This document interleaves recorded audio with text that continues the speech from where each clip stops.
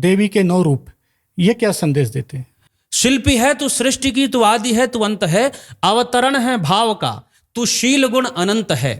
देवी का स्वरूप नारी, वाक अर्चना का अर्घ है, शक्ति की उपासना का पर्व है। कि अगर कोई महिला पुरुषों के बीच में अपने आप को सुरक्षित महसूस करती है तो तभी इस तरह के त्योहारों को मनाने का मतलब है। आपके साथ खड़ी हुई कोई अननोन महिला, कोई लड़की अपने आप को सेफ फील समझे, तब आप ये समझना कि मैं पुरुष हूं, तब आप ये समझना कि मैं मर्द हूं, तब आप समझना कि मैं युवा हूं। ये युवा और मर्द और पुरुष होने की पहचान केवल इतनी है। तो क्या आपको लगता है कि युवा इस तमाम बातों को जानते हैं, गंभीर हैं, या इसकी गंभीरता को समझते हैं? हमको माँ से सरस्वती भी चाहिए, हमको माँ से श्री भी चाहिए, हमको माँ से दया भी चाहिए, हमको माँ से क्षमा भी चाहिए, और उसी माँ के नाम पर गाली, उसी माँ और बहन के नाम पर गाली भी हमको देनी है। नवरात्र में हमको चाहिए उसी माँ से सब कुछ, जहां से हमारा जन्म हुआ है। मां के लिए, बहन के लिए, बेटियों के लिए आपके मन में सम्मान कितना जागृत हुआ, आपके कारण वो कितनी सुरक्षित हुई, समाज में सकारात्मक वातावरण कितना बना। 9 दिन हमने कहा या देवी सर्वभूतेषु शांति रूपेण संस्थिता, मां हमको शांति दो, ये 9 दिन हमने मांगा। 10वें दिन विसर्जन के दिन झगड़े। उत्सवों के ट्रेंड के साथ साथ उत्सवों के ट्रेडिशन से भी लोग जुड़े। डीजे की धमक में और लाइट की चमक में कहीं ये उत्सव फीके ना हो जाएं।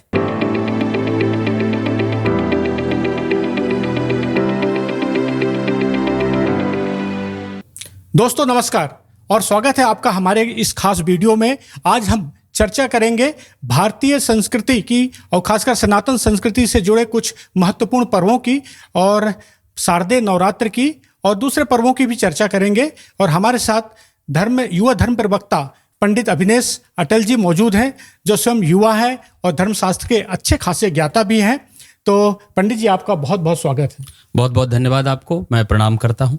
मेरे मन में एक सवाल है कि आप ये बताएं कि जो इस तरह के हर साल हम लोग त्यौहार मनाते हैं, प्रतिमा की स्थापना करते हैं, फिर विसर्जन होता है, 9 दिन धूम धड़ाका रहता है, माँ के भजन भी होते हैं, जागरण होता है, इसके पीछे सनातन दृष्टि से देखा जाए तो क्या उद्देश्य है? जी, सबसे पहले तो आपको शारदीय नवरात्र की बहुत शुभकामनाएं, आप सबको, देशवासियों को। हमारे यहाँ भारतवर्ष में जितने भी पर्व मनाए जाते हैं, जितने भी उत्सव हैं, ये बड़े धूमधाम से मनाए जाते हैं। भारत उत्सवों का देश है, इसलिए उत्साह में रहता है। प्रत्येक उत्सव, प्रत्येक पर्व के पीछे का विज्ञान, उसके पीछे का साइंस है। हर वर्ष नवरात्र आता है, हर वर्ष गणेश उत्सव आते हैं, हर वर्ष जन्माष्टमी आती है। ये प्रकृति के द्वारा हमको एक नेचर अलार्म है। प्रकृति बार बार अलार्म लगाती है, वो बताती है जन्माष्टमी के माध्यम से, वो बताती है गणेश उत्सव के माध्यम से, वो बताती है नवरात्र के माध्यम से कि फिर से उत्तिष्ठत जागृत प्राप्त वरान निबोधत। सनातन धर्म का जो अंतिम लक्ष्य है, जो चरम है, उसको आपको स्पर्श करना है। बार बार हर साल आपको जगाया जाता है, प्रकृति आपको जगाती है। एक प्रकार का यह पर्व अलार्म की तरह होता है। आप खुद युवा हैं जी, और अच्छे जानकार भी हैं, और ज़्यादातर त्योहारों को मनाने में जो हम देखते हैं भीड़ होती है वो युवाओं की होती है। तो क्या आपको लगता है कि युवा इस तमाम बातों को जानते हैं, गंभीर हैं, या इसकी गंभीरता को समझते हैं? देखिए, अब अगर हम युवाओं की बात करें, उनको उनके पर्वों के प्रति उनका जो आकर्षण है उसकी बात करें, तो सामान्यतः आज का यूथ ट्रेंड के पीछे ज़्यादा भागता है। वो देख रहा है कि ट्रेंड क्या चल रहा है। पंडाल में जाना एक बड़ा अच्छा ट्रेंड है, भव्य मूर्ति की स्थापना करना। बहुत सारे युवा पंडाल भी सजाते हैं, बहुत अच्छे लोग हैं। सारे युवाओं को मैं शुभकामनाएं देता हूं कि बढ़िया पंडाल सजाइए, बढ़िया मूर्ति स्थापित कीजिए और अच्छे से इस नवरात्र को धूमधाम से मनाइए। लेकिन इसके पीछे के विज्ञान को भी समझिए, इसके पीछे के व्यवहार को भी समझिए। कहीं ऐसा ना हो जाए कि ये 9 दिन का ये हमारा उत्सव, कहीं ये 9 दिन का हमारा यह जो पर्व है, इसके पीछे खर्च होने वाला धन, इसके पीछे खर्च होने वाली ऊर्जा, ये समय 9 दिन के बाद कहीं ऐसा ना हो कि हमको हासिल आई शून्य, हमको कुछ मिला ही नहीं। इसलिए मुझे लगता है कि आपने बहुत अच्छा प्रश्न पूछा, युवाओं को कैसे कनेक्ट किया जाए। तो उसके जो व्यवहारिक पक्ष हैं, उस पक्षों पर हमको चर्चा करनी होगी, बताना होगा। मैं तो चाहता हूं कि पांडाल में ये व्यवस्था हो, पांडालों में ये व्यवस्था हो कि वहां आरती के पश्चात आधे घंटे 1 घंटे उस पर्व पर चर्चा हो। कोई भी हमारे बीच का कोई अध्ययनशील व्यक्ति हो, वो चर्चा करे, बजाय इसके कि हम दूसरे किसी आयोजन को करें। सारे आयोजन बहुत अच्छे हैं, लेकिन इसके व्यवहार और इसके विज्ञान पर युवाओं से जरूर बातचीत होनी चाहिए। क्योंकि आज का युवा साइंटिफिकली सोचता है, तो कहीं ना कहीं ये आपको महसूस नहीं होता है कि कुछ बातें ऐसी भी उनके सामने रखी जाए जो उनकी तर्क की कसौटी में खरी उतरे? बिल्कुल, आज का युवा तार्किक है, वो प्रश्न पूछता है। आप अभी हमने पितृपक्ष मनाया, पितृपक्ष में जल का तर्पण करते हैं। क्यों जल का तर्पण करते हैं? ये जल के तर्पण का वैशिष्ट्य क्या है, महत्व क्या है? तो इसका आध्यात्मिक पक्ष दूसरा है, इसका कर्मकांडीय पक्ष दूसरा है। लेकिन व्यवहारिक जगत में आप देखो कि जल का काम क्या है?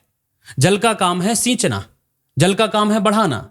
आपने हाथ में जल लिया, संकल्प लिया, अपने पूर्वजों का नाम लिया, अपना गोत्र का नाम लिया, अपने जो आपके पूर्वज हैं उनका नाम लेकर आप तर्पण करते हो, आप समर्पित कर देते हो, इस भाव से कि जो हमारे पूर्वजों की पुण्याई है, जो हमारे पूर्वजों के पुण्य कर्म है। मेरे दादाजी ऐसा अच्छा काम करते थे, मेरी दादी ऐसा काम करती थी, मुझे अपने दादाजी के, मुझे अपनी दादी के, मुझे अपने परदादा के काम को और आगे बढ़ाना है। मैं इस जल का तर्पण करते हुए यह संकल्प लेता हूं कि मैं अपने पूर्वजों की पुण्याई का सिंचन करूंगा। ये पर्वों के पीछे का विज्ञान है। ठीक यही सारे साइंस हमारे प्रत्येक पर्व में है। नवरात्र के विषय में भी ऐसा ही है। नवरात्रि के विषय में भी चर्चा करेंगे। आप इसके पहले अभी बात कर रहे थे गणेश उत्सव के बारे में कि गणेश उत्सव भी एक संदेश देता है, थोड़ा उसके बारे में भी बताएं। भगवान गणेश जी की प्रतिमा देखिए, भगवान गणेश जी की पूरी प्रतिमा हम देखते हैं, मुकुट से लेकर और उनके वाहन तक, चूहे तक देखते हैं। मैं ऊपर से चर्चा करता हूं, नीचे तक 1 सेकंड की चर्चा है। बड़ा सुंदर विज्ञान है। भगवान गणपति गणाध्यक्ष हैं, गणपति हैं, देवताओं में प्रथम हैं, पूज्य हैं, यानी देखा जाए सामाजिक रूप से सबसे बड़ा अधिकारी, देवताओं का सबसे बड़ा अधिकारी। लेकिन फिर भी इनका वाहन है चूहा। तो भगवान गणेश ये संदेश दे रहे हैं, यदि आप बड़े हो तो भी, बड़े होने के बाद भी कोई छोटे से छोटा व्यक्ति आपको निर्वाह कर ले, आपको वहन कर ले, आपको सहन कर ले, छोटा व्यक्ति भी आपको ले जा सके, छोटा व्यक्ति भी आपको एक स्थान से दूसरे स्थान तक ले जा सके। छोटे व्यक्ति के अप्रोच में आप हो के नहीं, गणाध्यक्ष चूहे के अप्रोच में है। यह हम समाज को एक बहुत बड़ा संदेश गणेश उत्सव समय प्राप्त होता है कि हमको गणाध्यक्ष बनना है, गणपति बनना है, बड़ा बनना है, लेकिन सवारी हमको छोटे से छोटे व्यक्ति की करनी पड़े, छोटे से छोटे वाहन की करनी पड़े। वाहन और व्यक्ति से अर्थ यह है कि कभी हमको छोटे में या कम में भी सामंजस्य करना पड़े तो करना चाहिए। दुर्गा उत्सव, देवी के 9 रूप, ये क्या संदेश देते हैं? माँ देवी के 9 रूप हैं। 9 रूपों में माँ देवी की आराधना होती है। शारदीय नवरात्र में हम आराधना करते हैं, और चैत्र नवरात्र में हम आराधना करते हैं, गुप्त नवरात्र में हम आराधना करते हैं। 9 दिन 9 देवी के रूपों का बड़ा विस्तार से वर्णन है। दुर्गा सप्तशती मार्कंडेय पुराण में इसका बड़ा अच्छा उल्लेख है। प्रथमम शैलपुत्री चा द्वितीयम ब्रह्मचारिणी, तृतीयम चंद्रघंटेति कूष्मांडेति चतुर्थकम, पंचमम स्कंदमातेति, षष्ठम कात्यायनीति चा, सप्तमम कालरात्रीति महागौरीति चाष्टमम, नवम सिद्धिदात्री नवदुर्गा प्रकीर्तिता। ये प्रथमम शैलपुत्री से लेकर, शैलपुत्री यानी शैलजा, पर्वत की पुत्री यानी माता पार्वती, तो माता पार्वती से लेकर सिद्धिदात्री तक की यात्रा। माता पार्वती यानी कौन? माता पार्वती तप की साक्षात प्रतिमूर्ति, तप की साक्षात प्रतिमूर्ति। अटल विश्वास किसके प्रति? अपने लक्ष्य के प्रति। मुझे महादेव की प्रार्थना करनी है, मुझे महादेव की प्राप्ति करनी है, मुझे शिव को प्राप्त करना है, और बैठ गई। अच्छा, विश्वास कितना दृढ़ था, क्योंकि पुत्री पर्वतराज हिमालय की है, शैलजा है, इसलिए बैठ गई दृढ़ता के साथ। तो विश्वास अगर अटल होगा तो भगवान शिव को भी आना पड़ेगा। भगवान शिव के पास नहीं गई चलकर, यहां से नवरात्र प्रारंभ होती है। सिद्धता की प्राप्ति करनी, सिद्धिदात्री तक पहुंचना है तो शैलजा बनना होगा। सिद्धि को प्राप्त करना है तो पार्वती जैसा तप प्राप्त करना होगा। बीच के यह 9 दिनों की यह यात्रा। एक बहुत अच्छी आप बात कर रहे थे कि भगवान कृष्ण ने कहा है कि मेरे सातों जो गुण जिसमें हो, मतलब मैं स्त्री में हूं जी, वो क्या था? हाँ, ये बहुत अच्छा विज्ञान है जो नवरात्र को बहुत अच्छे से समझा सकता है। मुझे लगता है कि नवरात्र को इस पक्ष से देखा जाना चाहिए। भगवान श्री कृष्ण ने अलग अलग रूपों में अपनी व्याख्या की है। भगवान श्री कृष्ण ने अलग अलग पदार्थों में, अलग अलग तत्वों में, अलग अलग जीवों में अपने आप की प्रेजेंस बताई है। मैं यहां इस रूप में हूं, मैं यहां इस रूप में हूं, मैं यहां इस रूप में हूं। लेकिन एक साथ 7 गुण को लेकर मैं अगर कहीं हूं तो नारी में हूं। कीर्ति श्री वाक च नारीणाम, स्मृति मेधा धृति क्षमा, ये 7 बड़े गुण। सौभाग्य हमारा है कि सनातन धर्म में, हमारे हिंदुत्व में सबसे ज्यादा जो शील गुण हैं वो नारी के नाम पर ही हैं, वो स्त्रीवाचक ही हैं। और भगवान श्री कृष्ण कहते हैं कि मुझे अगर कहीं प्राप्त करना है 7 रूपों में, तो आप नारी में मुझे प्राप्त कर सकते हो। मैं कीर्ति के रूप में नारी में हूं, मैं श्री के रूप में नारी में हूं। अब जरा हम इनको अलग अलग रूप से समझ लेते हैं। कीर्ति क्या है? नवरात्र की पूजा करना, नवरात्र की आराधना करना, लेकिन कीर्ति को भी का भी अधिष्ठान करना, कीर्ति को प्राप्त करना। कीर्ति अर्थात कीर्तन, कीर्ति अर्थात प्रतिष्ठा, कीर्ति अर्थात आपकी चर्चा। आपकी चर्चा अगर कहीं हो रही है, आपकी अनुपस्थिति में आपकी कहीं चर्चा हो रही है, तो आपका कीर्तन हो रहा है। आपकी कीर्ति इतनी अच्छी है, आपके कृत्य, आपके कर्म इतने अच्छे होंगे कि आपकी कीर्ति बढ़ रही है। श्री क्या है? श्री को सामान्यतः हम लोग धन से ले लेते हैं। मैं कहता हूं कि इस नारी जगत को समझना है तो आप ऐसे समझिए कि शिल्पी है तू सृष्टि की, तू आदि है तू अंत है। अगर नारी को समझना है तो आप, शिल्पी है तू सृष्टि की, तू आदि है तू अंत है, अवतरण है भाव का, तू शील गुण अनंत है, देवी का स्वरूप नारी, वाक अर्चना का अर्घ है, शक्ति की उपासना का पर्व है, तू भक्ति की उपासना का पर्व है। तू आद्या है प्रपंच की, तू ममता है, तू माया है, निसर्ग का निचोड़ तेरी देह में समाया है, दुर्गा शिवा देने वाली वत्सला पे गर्व है, शक्ति की उपासना का पर्व है, तू भक्ति की उपासना का पर्व है। ऐसी नारी श्री वाचक होती है, ऐसी नारी श्री संपन्न होती है। श्री का अर्थ होता है संपन्नता, श्री का अर्थ होता है समृद्धि। संपन्नता केवल धन की नहीं, संपन्नता भावों की। हम भावनात्मक रूप से संपन्न हो। हमारा नवरात्र का पर्व समापन हो, यह पूरा देश, यह पूरा समाज भावनात्मक रूप से संपन्न हो, विपन्नता ना हो, भावों में विपन्नता ना हो। हमारी संपन्नता हो सामाजिक रूप से।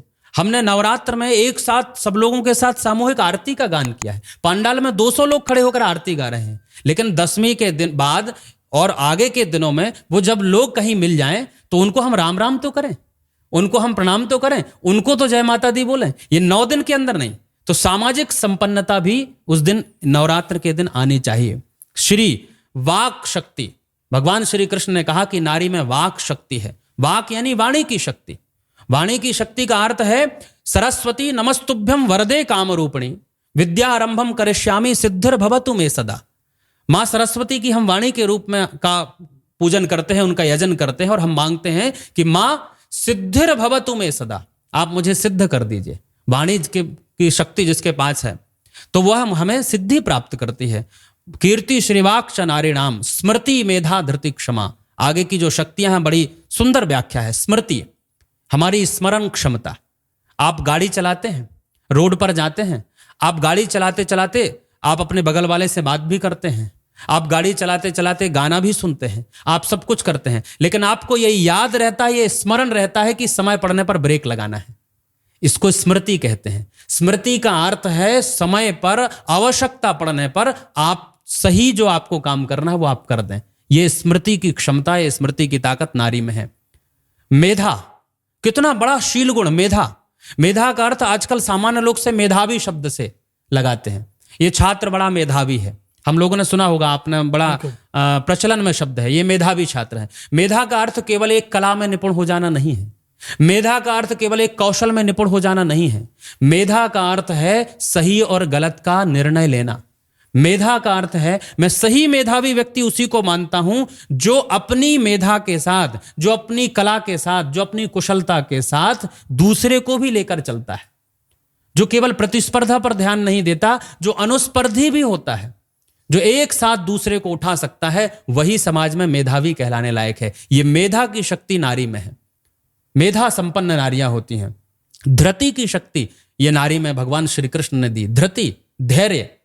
गीता में कहा गया है धृत्युत्साह समन्वितः। सही कार्यकर्ता वही है, सही व्यक्ति वही है, सही भक्त वही है जो अपने धैर्य और अपने उत्साह को बैलेंस कर ले। दोनों के बीच में बैलेंस करना। तो धृति की शक्ति नारी में है, धैर्य धारण करने की शक्ति नारी में है। नारी जितना धैर्य धारण कर लेती है, पुरुष की क्षमता नहीं कि उतना धैर्य धारण कर ले। मैं बड़ी बेबाकी से ये बात करता हूं। मैं कई बार नारियों का वकील हो जाता हूं, महिलाओं का वकील हो जाता हूं कि गुरुजी आप तो, पंडित जी आप तो एडवोकेट हो गए। हाँ, मैं एडवोकेसी करता हूं। किसमें ताकत है? आप 5 दिन के लिए अपना घर छोड़कर जाओगे, आपको घर की याद आने लगेगी। 28 साल 30 साल जिस घर में मैंने जन्म लिया, जिस घर में मेरा पालन पोषण हुआ, आज आपके पिता ने कह दिया कि जाओ अब आपका ये घर दूसरा हो गया। ये धैर्य ये कहां से आता है? ये नारी में भगवान श्री कृष्ण ने दिया। इतनी बड़ी शक्ति को लेकर नारी आपके आंगन में आई है, महिला आपके आंगन में आई है। कीर्ति श्रीवाक्ष नारे नाम स्मृति मेधा धृति क्षमा। और क्षमा करने की सबसे बड़ी शक्ति, क्षमा करने की सबसे बड़ी ताकत अगर किसी में है तो वो आज भी नारी में विद्यमान है। आज भी नारी में विद्यमान है। नारी नहीं चाहती कि अनावश्यक रूप से कहीं कोई विवाद हो। नारी बहुत सामंजस्य करती है। मैं तथाकथित बहुत कम ऐसे लोगों की बात नहीं कर रहा हूं, मैं सनातन धर्म की बात कर रहा हूं। उसमें बहुत सारे प्रश्न ऐसे भी आ सकते हैं कि ऐसी नारियां हैं, वैसी नारियां हैं, लेकिन उन पर हम चर्चा नहीं करते। जैसे बीच में विवाद भी हुआ था, हाँ, कुछ धर्माचार्यों ने कुछ बातें कही थी, तो कुछ महिला जो आधुनिक सोच की हैं उन्होंने विरोध भी किया था। बिल्कुल, और ये विरोध इसलिए किया था उन्होंने क्योंकि हम ऐसे हैं, हमको ऐसा कह दिया है, आपने डायरेक्ट हमको टारगेट कर दिया है। विरोध वही करता है जो सीधे सीधे आपको टारगेट कर दे। मैं आपको बुरा भला बोलूं तो आप तो सीधे सीधे विरोध करोगे, लेकिन बात तो समाज के लिए कही गई थी ना, बात तो नारी जगत के लिए कही गई थी। लेकिन मैं तो कहता हूं कि नारी का सम्मान, यह नवरात्र का पर्व इस बात की उद्घोषणा करता है, इस बात का उद्घोषक है। अभी चर्चा हो रही थी तो आपने ये भी कहा था, महिला उत्पीड़न की जब बात हो रही थी, कि अगर कोई महिला पुरुषों के बीच में अपने आप को सुरक्षित महसूस करती है तो तभी इस तरह के त्योहारों को मनाने का मतलब है। बहुत अच्छी बात, बहुत अच्छा प्रसंग आपने छेड़ा है। मैं सही मायने में 3 बातें कहता हूं। मर्द किसे कहते हैं, पुरुष किसे कहते हैं, युवा किसे कहते हैं, इसकी परिभाषा क्या होगी। मैंने अपने मन से इसकी परिभाषा निकाली है। आप मर्द हो, आपके अंदर मर्दानगी है, कोई भी मर्द है उसके अंदर मर्दानगी है, कैसे सिद्ध करेगा। मैं पुरुष हूं, मेरे अंदर पुरुषार्थ है, ये कैसे सिद्ध होगा। मैं युवा हूं, मेरे अंदर यौवन है, ये कैसे पता चलेगा। मैंने एक उसका मानक निकाला है। अगर आप मर्द हो, आप पुरुष हो, आप युवा हो, ये तब पता चलेगा जब आपके पास में खड़ी हुई कोई नॉन, कोई अननोन महिला, कोई लड़की, कोई माता, कोई बहन अपने आप को सुरक्षित समझे, अपने आप को सेफ फील करे। आप बस में यात्रा कर रहे हो, आपके बगल वाली सीट में कोई महिला बैठी है, तो वो महिला सिकुड़ कर खिड़की की तरफ, महिला सिकुड़ कर अपने आप को कैद ना कर ले। उसको ये फीलिंग आए कि मैं एक पुरुष के साथ बैठी हूं, इसके अंदर पुरुषार्थ जिंदा है, मैं सुरक्षित हूं। आप रेल में यात्रा कर रहे हो, आप लिफ्ट में ऊपर जा रहे हो, तो आपके पास आपके साथ खड़ी हुई कोई अननोन महिला, कोई लड़की अपने आप को सेफ फील समझे, तब आप ये समझना कि मैं पुरुष हूं, तब आप ये समझना कि मैं मर्द हूं, तब आप समझना कि मैं युवा हूं। ये युवा और मर्द और पुरुष होने की पहचान केवल इतनी है। तो जो शारदीय नवरात्र पर्व है, जिसमें हम कहते हैं कि आदि शक्ति की उपासना की जाती है, तो क्या उसमें इस तरह के संदेश छुपे हैं? बहुत सारे संदेश इसी के हैं।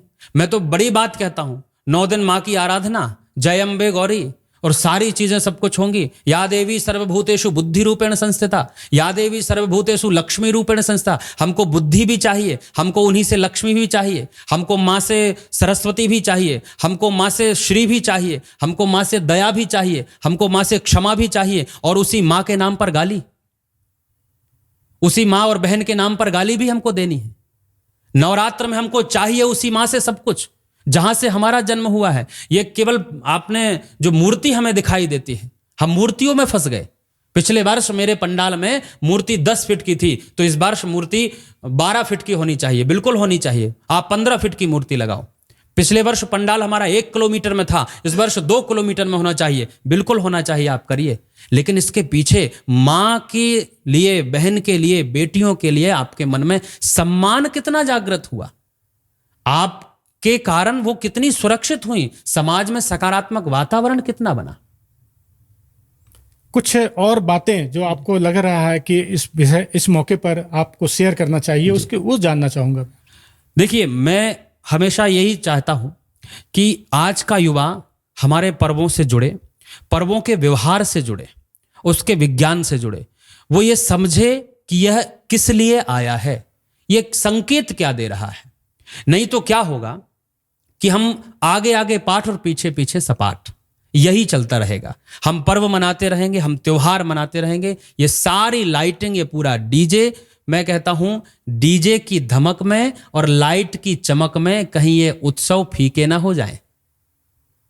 वो तो दिखाई भी दे रहा है, दिखाई दे रहा है। मैं ये बड़ी टिप्पणी कर रहा हूं कि कहीं ये डीजे के शोर में और लाइट की चमक में कहीं ये हमारे उत्सव समाप्त ना हो जाएं, ये हमारे उत्सव का ट्रेंड केवल इतना ना हो जाए। इसलिए मैं चाहता हूं कि उत्सवों के ट्रेंड के साथ साथ उत्सवों के ट्रेडिशन से भी लोग जुड़ें। उत्सवों के ट्रेडिशन से लोग जुड़ेंगे। सामान्य रूप से आरती पंडाल में हम जाते हैं, हम दुर्गा उत्सव मनाते हैं, हम पूजन करने के लिए जा रहे हैं। हमारी मानसिकता माँ के प्रति, बहन के प्रति, बेटी के प्रति बदलती जानी चाहिए। मैं तो ये चाहता हूं कि हर वर्ष नवरात्र आए, हर वर्ष लोग बदलते जाएं। आप देखिए कि कितने लोग बदल चुके होंगे, कितने लोग बदल गए होंगे और उनका नवरात्र के प्रति, धर्म के प्रति, सनातन के प्रति, महिलाओं के प्रति, मातृशक्तियों के प्रति, पुरुषों के प्रति, बड़ों के प्रति, छोटों के प्रति भाव बदल गया होगा। समरस हो जाएं। हमारे सारे त्योहार हमें समरसता का संदेश देते हैं।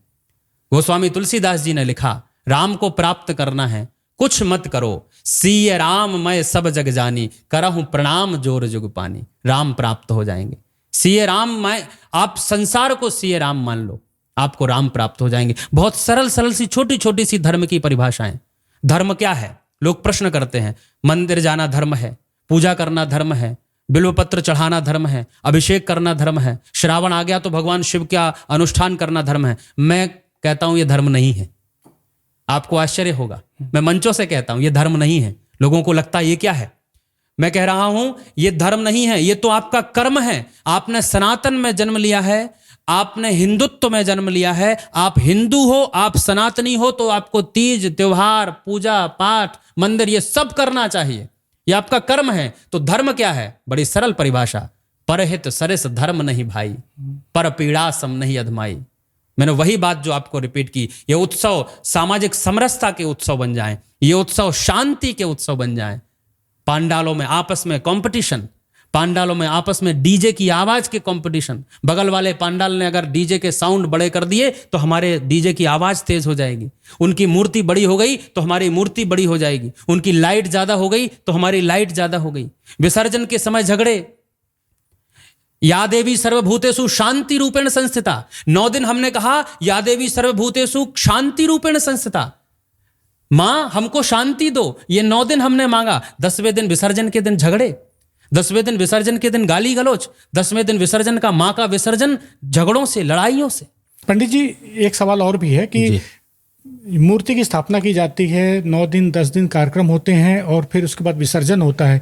कि मुझे जहाँ तक पता है कि बाकायदा इसके लिए मुहूर्त होता है, स्थापना का मुहूर्त होता है, विसर्जन का मुहूर्त होता है। लेकिन देखने में ये आ रहा है कि विसर्जन के दिन के बाद भी कई दिनों तक ये क्रम चलता रहता है। पुलिस भी परेशान होती है कानून व्यवस्था को लेकर, और उसमें जो हुड़दंगी होती है वो भी देखने लायक नहीं होती है। तो इस पर क्या कहेंगे आप?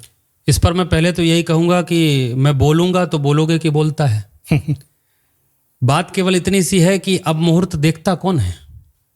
विवाह का भी मुहूर्त होता है, मुहूर्त निकाला जाता है, बैठकी का भी मुहूर्त है, कलश स्थापना का भी मुहूर्त है, विसर्जन का मुहूर्त है। लेकिन हमें मैंने आपसे बताया कि ट्रेंड जो है, ट्रेंड है शोभा यात्रा का, ट्रेंड है हो हल्ला का। उसमें मुहूर्त एक तरफ हो जाए तो चलेगा। ये समाज ने एक मानसिकता बना ली है, इसलिए हम हमारी मनमर्जी से काम करने लगे हैं। जब मनमर्जी से काम करने लगते हैं तो मुहूर्त दरकिनार होते हैं, तो अध्यात्म दरकिनार होती है, तो हमारा अनुष्ठान दरकिनार होता है। और ये बहुत बड़ा प्रश्न है जो आपने उठाया है। ये हम सभी धर्म को जानने वाले लोगों के लिए भी, समाज को के चिंतित वर्ग के लिए भी ये बड़ा प्रश्न है कि अब मुहूर्त कहाँ गया या सिस्टम कहाँ गया। मुहूर्त मतलब व्यवस्था, अब व्यवस्था कहाँ गई। तो हम मनमर्जी से काम करने लगे और निश्चित रूप से ये ठीक नहीं है। तो पंडित जी, आपका बहुत बहुत धन्यवाद। आप युवा हैं, आप युवा कथाकार हैं और धर्म के अच्छे ज्ञाता हैं। और चूंकि समाज में इस तरह के जो कार्यक्रम होते हैं उसके अगुवा युवा होते हैं, तो मैं इस उम्मीद से आपको धन्यवाद कर रहा हूं कि युवा भी देखेंगे, वो निश्चित रूप से इस पर विचार करेंगे।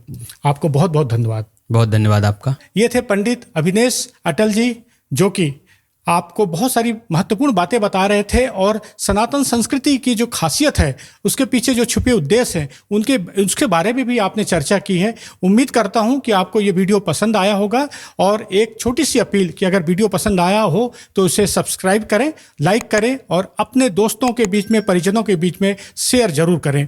नमस्कार।